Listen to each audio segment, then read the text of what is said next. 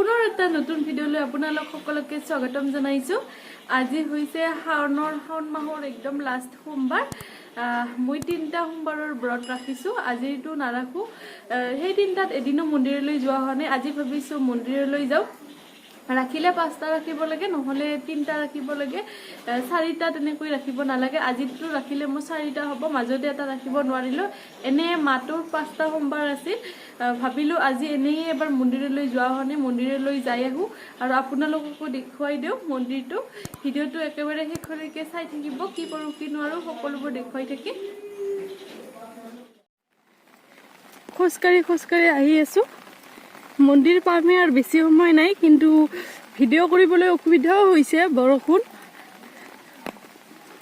নিচুকো লৈ আছো, ছাতি লৈ আছো, এইফালে বৰষুণ, তাৰে মাজতে অলপ কৰি দেখুৱাই দিলো। এই পাইছো মন্দিৰ, এইটো হৈছে মন্দিৰ।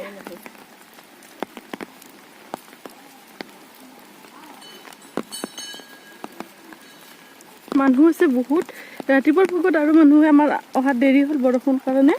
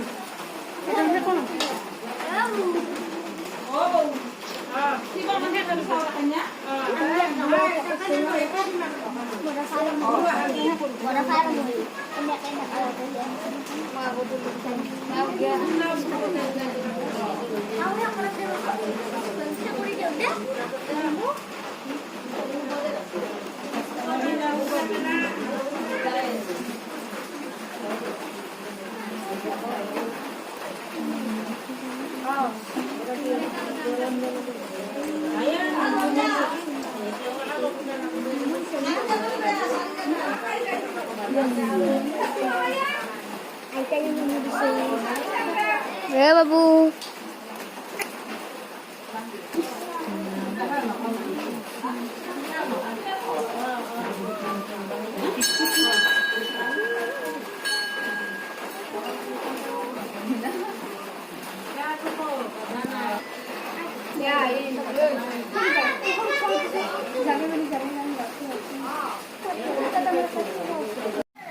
এই পাত হৈছে বটগাছ, মন্দিৰৰ কাষত আছে।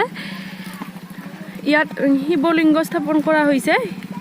গাখীৰ ফুল, ইয়াতো চাকি বন্তি দিব পাৰে। গাখীৰ ফুল ইয়াত দিয়া হয়। অলপমান দেখুৱাই দিলো।